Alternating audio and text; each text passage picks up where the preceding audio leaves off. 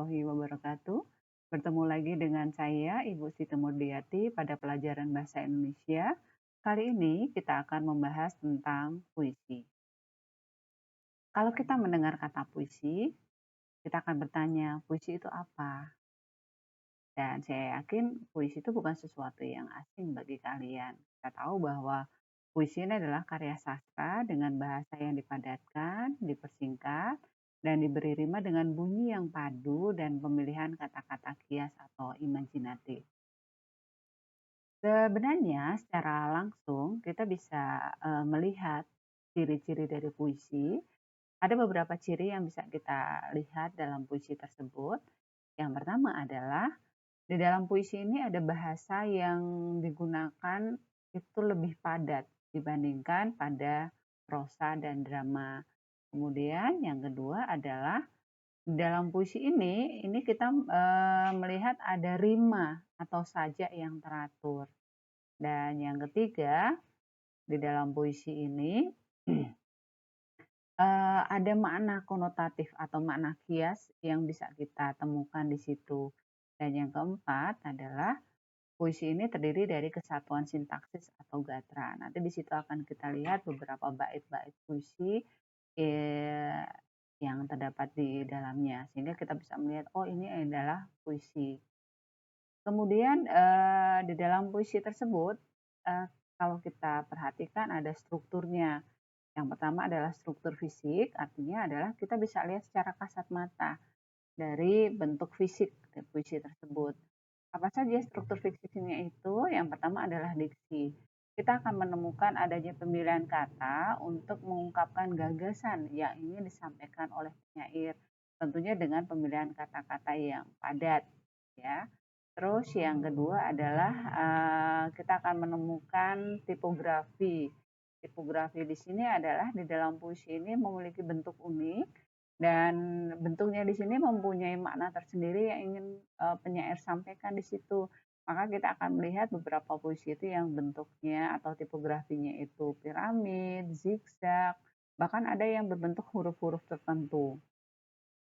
Terus yang berikutnya adalah di dalam puisi itu kita akan menemukan majas atau gaya bahasa seperti ada personifikasi, ironi, terus hiperbola. Nah, mengenai apa itu hiperbola, personifikasi, saya rasa sudah dipelajari ketika kalian sanawiyah atau SMP dan di kelas 10 serta 11. Yang berikutnya adalah di dalam puisi ini kita akan menemukan imaji atau citraan.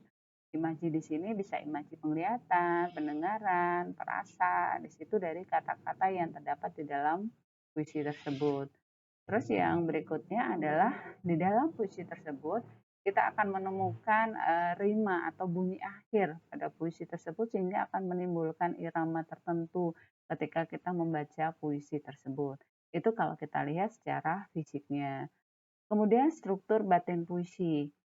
Struktur batin di sini akan kita temukan setelah kita membaca dan memahami puisi, seperti contoh puisi dari Sapardi Djoko Damono ini. Pada suatu hari nanti, impianku pun tak dikenal lagi.